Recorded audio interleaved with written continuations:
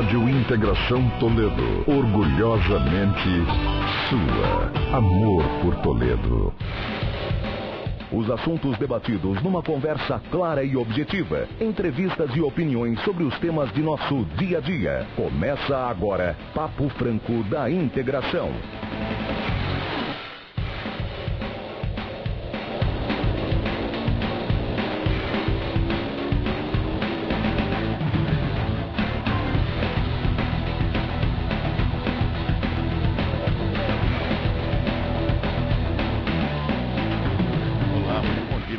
São 7 horas e 3 minutos, 7 e 3. Manhã desta segunda-feira. Hoje é a última segunda-feira de 2014. Não tem conversa, meu amigo. Não tem conversa. É a última segunda-feira de 2014, dia 29 de dezembro. Obrigado a vocês pela paciência, pelo carinho, pelo respeito para com toda a equipe da Integração.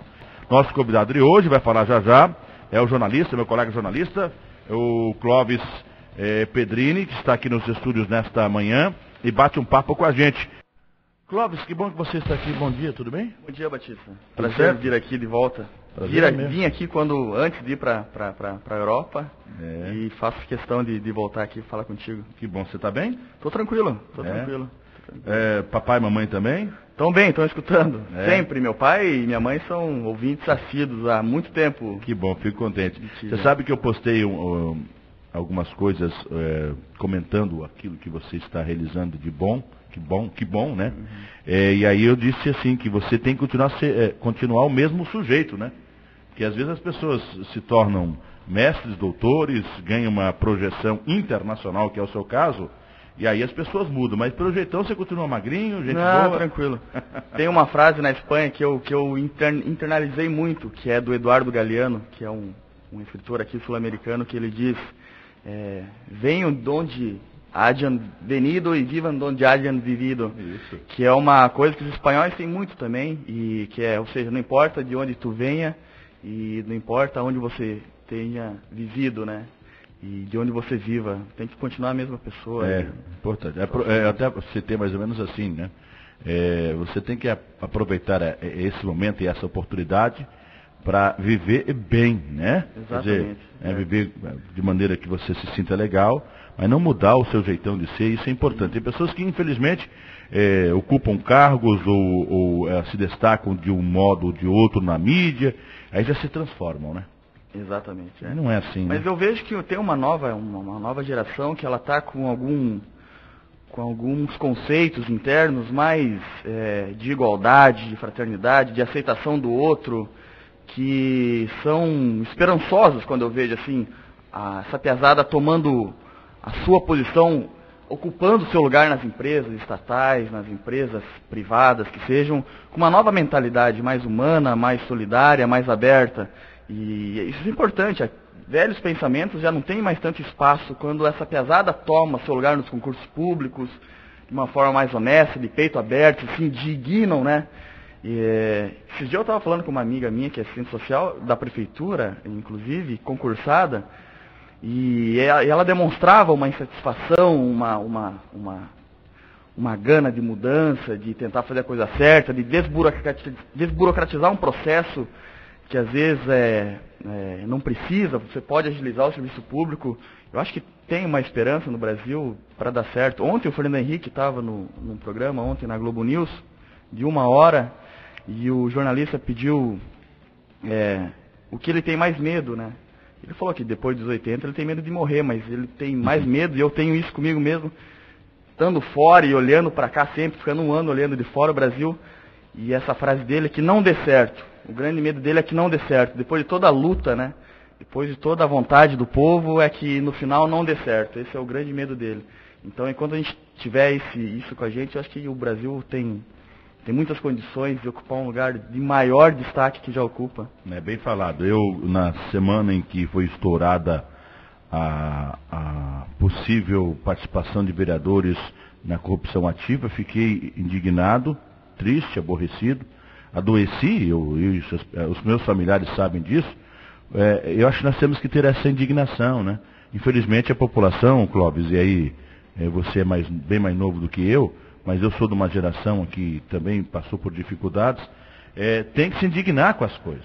Às vezes eu posso exagerar na fala aqui, na minha conduta profissional principalmente, mas as pessoas que se acomodam, aquelas pessoas que estão com uma certa idade, mas isso não tem jeito, né? Tem que ter. É que o Fernando falou, quer dizer, o medo é esse, de não dar certo, mas nós temos que trabalhar para dar certo. Exato. Né?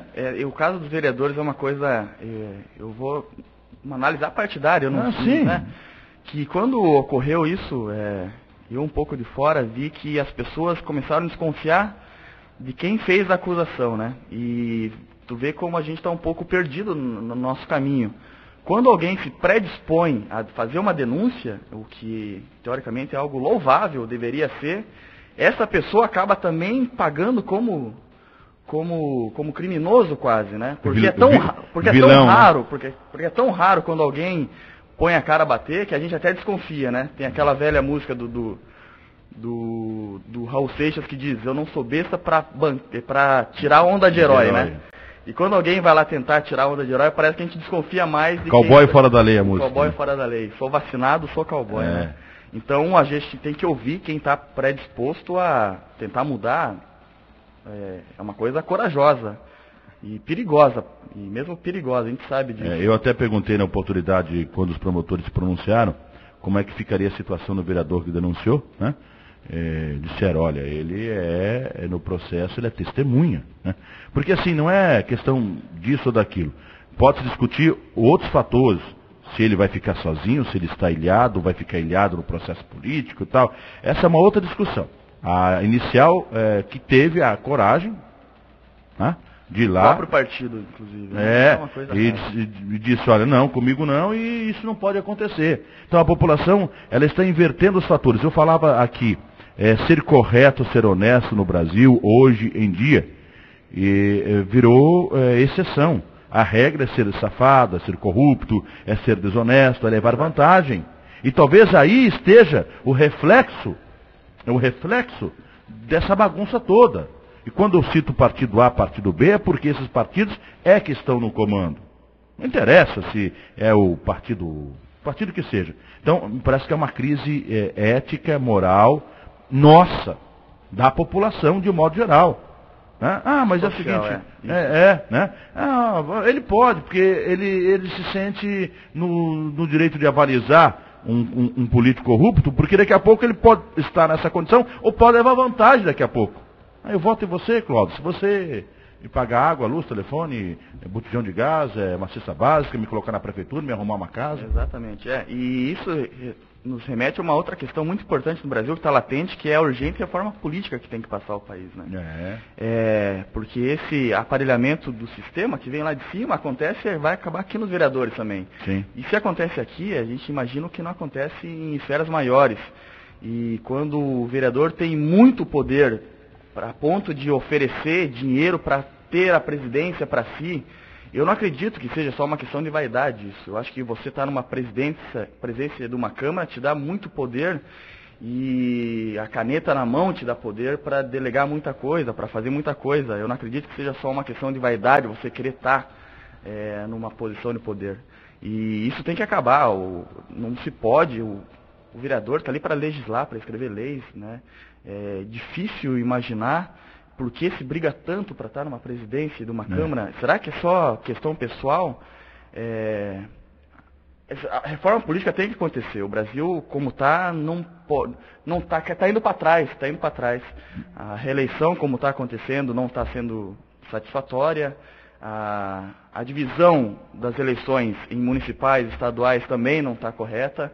Faz com que o poder econômico ainda mande muito na eleição. Você vê deputados gastando milhões, e não sendo eleitos, né? De onde vem o dinheiro, para onde vai? É uma questão complicada. O Brasil tem que se moralizar na política, urgentemente, é uma questão urgente. E o que desemboca aqui, esse é um dos fatores, né, que acontecem, resultado da má estrutura política que o país tem. Tem que se mudar alguma coisa. O problema é que quem tem que mudar é que está lá no comando, né? O bate-papo agradável com o jornalista, meu colega, o Clóvis César Pedrini Júnior. Vamos dar uma paradinha, primeiro bloco comercial, não é isso? Para não acumular. E daqui a pouco vamos falar direitinho quem é o Clóvis, ele que andou um período na Europa, o que faz, o que vai fazer, enfim. Você pode ligar, participar, 3055-2240, 3055-2241, os telefones da Nova Integração. 7 horas, 17 minutos, 40 segundos. Voltamos já. Fique ligado, vale a pena. Estamos apresentando Papo Franco. 1380, amplitude modulada, Rádio Integração Toledo, Paraná, amor por Toledo. Voltamos a apresentar Papo Franco, uma conversa clara e objetiva do dia a dia de Toledo.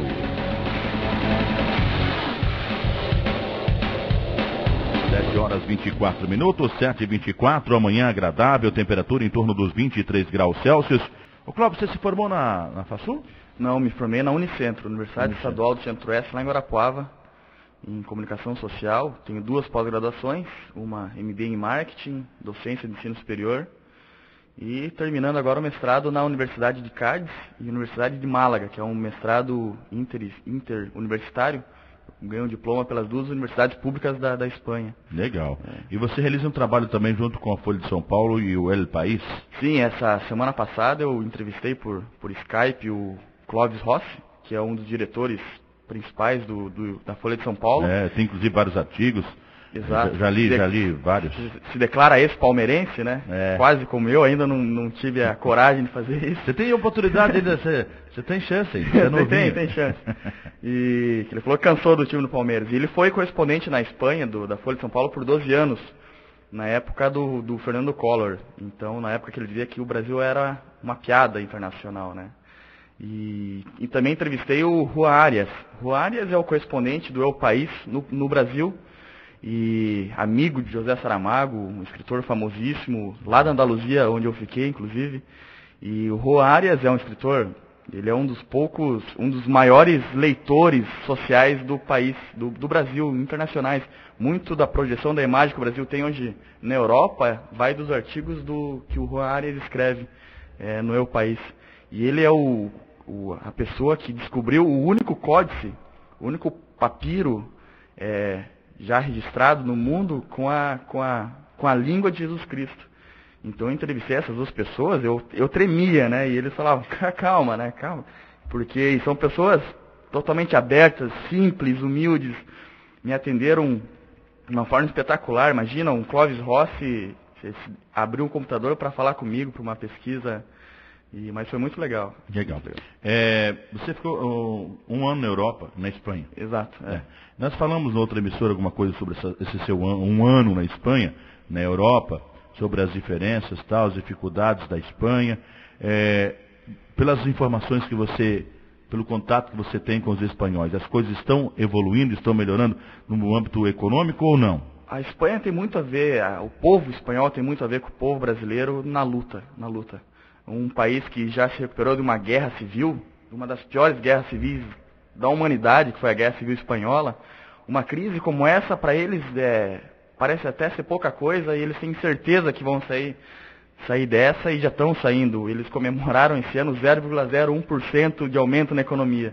Né? Para quem estava numa deflação, eles já estão comemorando. E eles têm um jeito diferente de levar a vida, e que eu invejo um pouco. Eles sabem, mesmo com crise, eles não deixam de ler, eles não deixam de ir a teatro, eles não deixam de sentar em volta de uma mesa com os amigos para ficar horas conversando sobre tudo. Então é uma maneira diferente de se ver a vida, que a gente pode até aprender. A velha forma de viver, que diz numa música do Chico Buarque, eu acho que vem ali da Andaluzia, a velha forma de viver. Eles vão dormir muito tarde, eles acordam muito tarde, eles trabalham de uma forma extremamente eficiente nas poucas horas diárias com que eles trabalham. 6 horas diárias no máximo. E mesmo assim estão conseguindo sair da crise e não tendo a riqueza que o país tem. Eles têm inveja do país, do Brasil, quando eles falam que a gente tem muita terra para produzir, e eles não têm isso, né? Você anda na Espanha, é morro, é pedra, né? O que eles vivem? E mesmo assim, uma das maiores economias mundiais. Verdade. Para você falar o bom espanhol, para você falar fazer o curso para você mestrado, enfim. Você estudou aqui, eu estou olhando aqui na sua ficha, né? Fez espanhol no Centro Cultural Hispano, tal, tem curso de línguas estrangeiras modernas, tal. Enfim, Eu estudei isso, né? O Luiz Rossano Prado foi meu professor até de espanhol no 2º grau. E depois, antes de eu ir para a Espanha, foi ele que traduziu juramentado meus documentos, né? Que a Espanha pega. A Espanha é um dos países mais chatos para entrar, mais difíceis para entrar e ficar um ano como eu fiquei lá. E eu estudei 4 anos de espanhol no Brasil. E para eu conseguir a seleção, levou quase 6 meses de seleção no mestrado, toda em espanhol, né? Entrevistas por Skype em espanhol, mandar texto em espanhol. Uma das fases da seleção nesse mestrado era interessante. Eles não diziam nada, eles mandavam, foi aprovado para a próxima fase e mandavam já a questão da próxima fase. E uma delas era a seguinte, eu tinha que escrever em espanhol isso. E foi assim, o que você conversaria com o Kofi Annan, se você tivesse a oportunidade? Essa era a única questão do mestrado deles. E eu estudei 4 anos de espanhol e você tinha que ter fluência em espanhol, eu melhorei muito o espanhol lá também. E hoje eu já escrevo o artigo que tu teve contato ali, eu já escrevo direto em espanhol, né? Já nem escrevo mais em português. E tomei o vício de hoje só ler em espanhol também. É difícil para mim ler em português hoje. Né? Eu leio os jornais espanhóis, as referências, os livros. Esse ano eu devo ter lido mais de 100 livros, todos em espanhóis já, só em espanhol.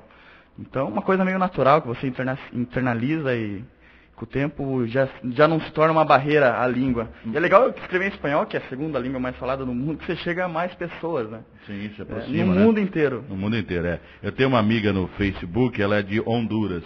Eu estou também melhorando um pouquinho, lógico, né? Mas está longe, evidentemente, daquilo que você tem feito. E aí eu busco ajuda do Google. Mas, enfim, de qualquer maneira é legal.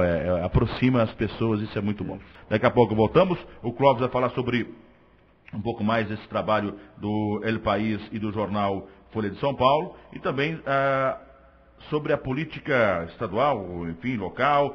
Ele está com as malas prontas para ir para a capital paranaense. Voltamos já. São 7h34. Fique com a gente, vale a pena. Estamos apresentando Papo Franco. Já voltamos, 7h36, é rapidinho, pai e bola. Bom, esse trabalho que você realiza, Folha de São Paulo, El País, o que você produz? O que eu analiso é a imagem do Brasil, a projeção da imagem do Brasil na Espanha e o seu reverso também, a imagem da Espanha no Brasil. E você ganha por isso ou você faz isso como artigo para doutorado? Não, eles pagam, né, em euros. Aliás, acesse meu artigo, quanto mais acessos, maior, vamos lá. maior depósito em euros na minha conta, né? Legal. Porque é um endereço depois um trabalho científico, indexado em várias plataformas de estudo científica. Então, o pessoal do doutorado de Málaga e de Cádiz, por exemplo, já obrigatoriamente tem que estudar o meu artigo já, né? Então, uma coisa, um brasileiro falando para os espanhóis, eles gostam muito da nossa construção discursiva, que eles chamam de discurso contra-hegemônico, que é um termo cunhado por um autor português chamado Boaventura de Souza Santos. Mas eu tenho uma bolsa, que acabou esse ano, aliás, esse fim de ano, eu ganhei uma bolsa da UIP, que é a Associação Universitária Ibero-Americana de Pós-Graduação, que é de Salamanca. E no Brasil, apenas a Unesp e a Unicamp são associadas a essa instituição. Então, tem uma bolsa que a UIP é reconhecida pela Unesco. Então, a minha bolsa, de certa forma, é financiada pela Unesco.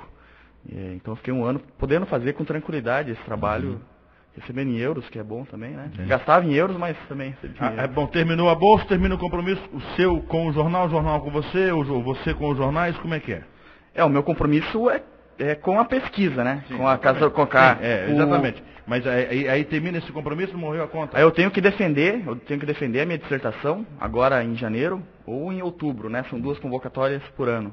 Estou quase terminando, quero ver se eu defenda já agora em janeiro. Eu teria que ir para a Espanha, agora mudou tudo um pouco, né? Iria para a Espanha, eu voltaria para a Espanha em janeiro, agora muda um pouco. Mas está quase terminando, estou com um material riquíssimo em mãos, eles estão ansiosos para conhecer esse material, porque é um brasileiro. Eles disseram, a minha coordenadora disse que eu era a pessoa perfeita para fazer esse trabalho, talvez a única no programa hoje, que é analisar a questão brasileira na Espanha e a Espanha no Brasil. O Brasil é o terceiro maior país que recebe investimentos da Espanha, só perde para os Estados Unidos e China, se eu não me engano. Então eles têm muito interesse aqui. Já ao contrário, eu identifiquei na pesquisa que a gente está ainda léguas, a gente está se dando ao luxo de virar as costas para Portugal e para a Espanha, o que é um erro. O que a gente mais exporta para a Espanha é soja, o que representa para nós 4%, mas esse 4% é 29% de tudo que a gente exporta para a Espanha. E o rei espanhol, que aliás o rei assina o meu diploma depois que eu concluí, tem um diploma assinado pelo rei espanhol, ele veio ao Brasil pedir para que o Brasil invista mais na Espanha, né? E, então, é uma pesquisa que tem até pretensões econômicas fortíssimas. A Unesco está esperando esse meu trabalho, a UIP está esperando, as universidades espanholas estão esperando. Eu tenho que mandar agora, obrigatoriamente, uma cópia para a Folha de São Paulo e uma cópia para o país, para ver como estão as linhas editoriais internacionais dele. A Folha de São Paulo cortou o correspondente internacional que eles tinham na Espanha, por questões financeiras. Isso, informação do próprio Clóvis Rossi. Enquanto isso, o país investiu uma sucursal inteira no Brasil. Então a diferença, né? O interesse deles para nós está muito maior do que o interesse nosso para eles. É um mal brasileiro. A gente está de costas para o Mercosul, Sim. A gente está de costas para a Europa, a gente está de costas para a África. Para aqui que a gente está olhando, né? Para onde a gente está olhando. Essa é a grande só para o questão. umbigo, me parece, Exatamente. né? E o umbigo anda bastante sujo, inclusive, bastante empoeirado. Você está projetando, está se organizando para ir para Curitiba, é isso, né? Você foi convidado e aceitou ser assessor do Escravinato? Exato. Eu até adiantei a minha passagem. Eu estava na Espanha quando o Escravinato me contatou, né? Para ajudar ele na campanha, na parte de comunicação. E eu adiantei a minha passagem em 2 meses. Eu acho que ele nem sabe disso. Eu adiantei minha passagem em 2 meses para vir fazer a campanha. E cheguei aqui, propus uma nova identidade visual para ele, mais moderna, que ele abraçou, que ele aceitou. E com o tempo a gente conhece o método de trabalho do Escravinato, né? Ele gosta de ver tudo, cada vírgula que é divulgada ele gosta de ver antes, né? E aí a gente já conhecia o trabalho dele, que eu fui profissional concursado de comunicação na prefeitura, a gente já conhecia. E eu vim fazer o trabalho do Escravinato por prazer, por amizade, por respeito que eu tenho à figura pública do Escravinato e à pessoa dele, né? E deu certo, acho que ninguém lá, a gente esperava internamente que ia se eleger, mas foi um estouro, né? Foi algo sensacional. Foi a maior votação, né? De um deputado em Toledo. Né? E na apuração, travou o site do TRS, ficou o nome dele em segundo lugar, só atrás do Ratinho, né? Durante um bom tempo. E lógico, depois ele convidou, eu aceitei, conversei muito, raciocinei muito, porque a minha ideia era voltar para a Espanha fazer o doutorado, já que dá um acesso, esse meu mestrado, um acesso quase que automático né? Para o doutorado. Eu até decepcionei a minha coordenadora lá, mas eu acho que é hora de colocar conhecimento em prova, né? Colocar em prática, e eu aceitei, vamos para Curitiba. E vamos profissionalizar a assessoria de comunicação. Você vai receber no seu e-mail diariamente informação da Assembleia. Importante. De uma forma profissional, uma forma... Aliás, uma ação, quero aqui já publicamente parabenizá-lo, que eu cobrava isso muito do quase ex-deputado do PT e do próprio do Gerário. Cobrava essa ação porque nós aqui não tínhamos acesso àquilo que eles faziam. Nós não somos obrigados a divulgar. Isso fica bem claro. Exato, mas precisamos ter acesso. Tem que ser pautado. Nós como jornalistas, para entender. E aí sim, amanhã, depois de uma conversa com eles aqui no estúdio, nós temos argumento, nós estamos acompanhando o trabalho deles. E caso entendamos que a coisa seja importante para todos nós, iremos divulgar e acompanhar e cobrar as ações. E o Escravinato, ele entende isso, ele conhece a força da mídia social, da rede social. É a forma de você chegar mais próximo do jovem, de falar de uma forma mais fácil, mais informal, de tornar a política mais acessível, porque às vezes é isso, a política está tão distante, está tão fora do nosso contato, que as pessoas não se envolvem muito. A rede social não, ela está ali, o comentário está ali, você tem que saber dialogar com as várias liberdades de expressões, né?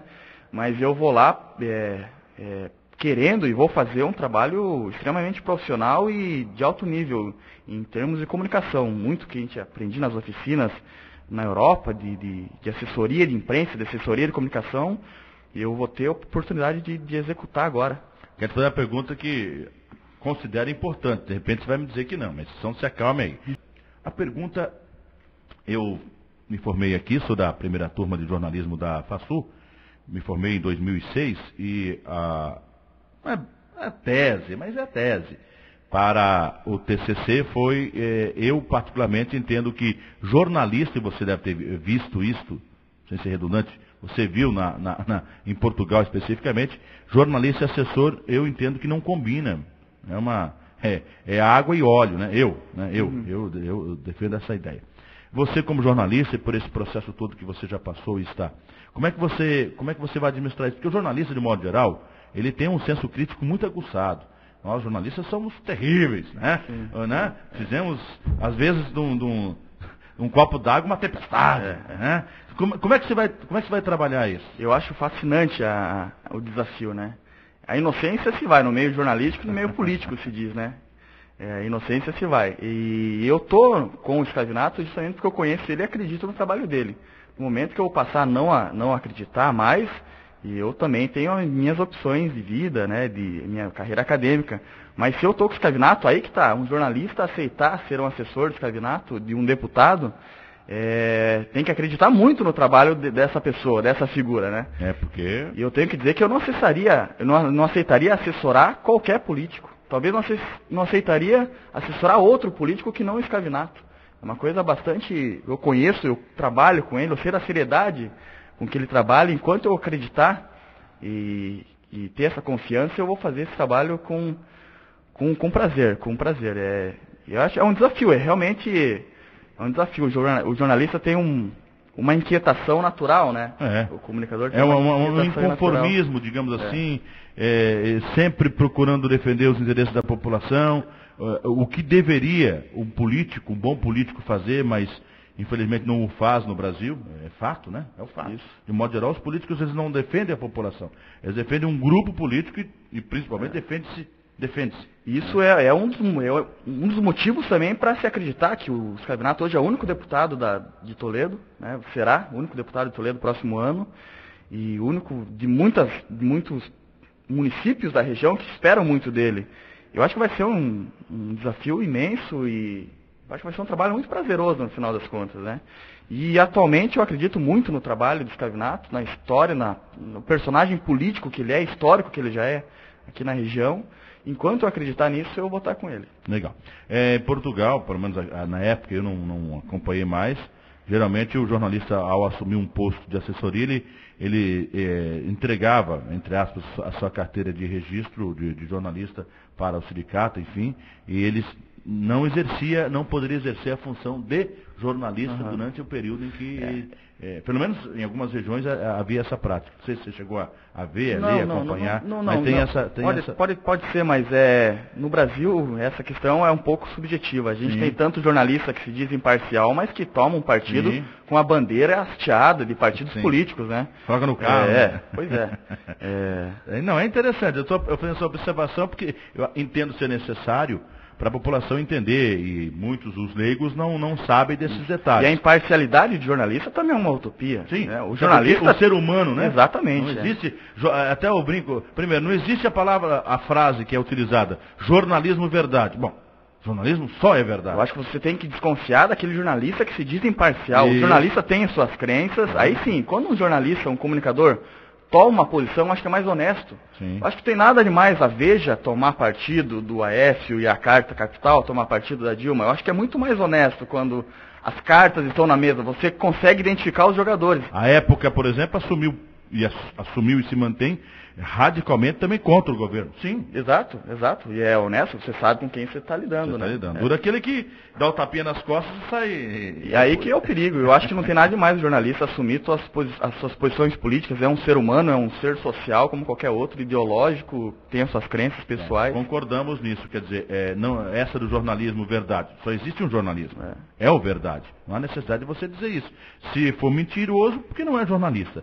E essa história de isenção, ela Não existe. Eu sou um ser humano que eu torço pro Corinthians, eu torço pro Palmeiras, né? Para começar, né? Vamos começar por aí. Quer dizer, então, por mais que eu fale bem do Palmeiras, no fundo eu quero que o Palmeiras não vá bem. E vice-versa. E a gente cobra tanto que os políticos se assessorem de pessoas profissionais, técnicas, competentes, e quando alguém assume isso, não, eu aceito, também, mas por que você está aceitando? Acho porque a política tem que ser tomada também por pessoas que queiram mudar. A política é o caminho da mudança, né? Os movimentos sociais têm que ser absorvidos pela política. Só ficar no discurso também é muito bonito, é muito mais fácil. Eu poderia ficar só no discurso, né? E não assumir nenhuma responsabilidade. Então, acho que quando um político como o Scarvinato se assessora de pessoas técnicas, profissionais, com competência, com trajetória, também é louvável. Ele poderia estar se cercando de parceiros meramente políticos, e ele não está fazendo isso, tá? Ele quer criar uma equipe técnica que possa trazer recursos para a região, e a gente tem, com o conhecimento, tem a responsabilidade de assumir isso também. Se não der certo, tudo bem, mas tem uma responsabilidade de colocar o conhecimento na prática, né? A probabilidade de você, eu sempre digo isso, de você se cercar de pessoas com uma qualificação técnica, e é claro, a moral nem se discute, mas uma qualificação técnica, a possibilidade do processo ter resultado positivo é bem maior. Isso é fato. Exato. Né? Aí, às vezes, igual você comentou agora, às vezes você é cercado, e eu falo aqui, vou trazer para o contexto local, o próprio governo agora, o governo atual, se cercou de muitos políticos e a engrenagem não vira. O município está travado. Por quê? Porque se cercou mais de pessoas políticas para compromissos políticos assumidos anteriormente, mas tecnicamente não desenvolve, não anda, e o município para. Então é a história que o Clóvis acabou de observar. Agora, de qualquer maneira, é um grande desafio, porque, repito, está nas veias do Clóvis o jornalismo, mesmo que ele esteja direcionado mais para a parte escolar, para os bancos escolares, né? Para ser professor, para ser, enfim, um grande palestrante, tem a veia do jornalista. Que essa aí o sangue corre ali, entendeu? Ele olha para o Batista atravessado, olha para o Ademilson atravessado, no bom sentido da coisa, para depois ele entender o processo. Tomara que você se dê bem. Garoto, obrigado pela sua presença aqui, sempre bom conversar com você. Dê um abraço no pai e na mãe por mim, desejo a você um ótimo 2015. Meu e-mail é o papofranco10@hotmail.com. Terei o maior prazer em receber as suas reportagens, o seu material de auxílio para divulgarmos as coisas do Scarvinato, cobrarmos e dizer que é isso. Desafios para os fortes. Obrigado. Eu tenho um prazer enorme vir aqui. Eu acredito ainda muito na força das rádios AM. É impressionante a penetração, como chega nas pessoas. O que você fala aqui tem um poder enorme também. Tem aqui, Batista. Então, obrigado. Feliz 2015 e vamos estar juntos aí nos próximos anos. Legal.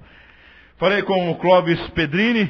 Bateu um papo com a gente, jornalista, gente boníssima, que está com as malas prontas, né? Com destino a Curitiba. 7h57. Um abraço, uma boa semana. Essa segunda é a última de 2014. Tchau, fui, bom dia, boa semana para nós. Termina aqui mais uma edição do Papo Franco da Integração.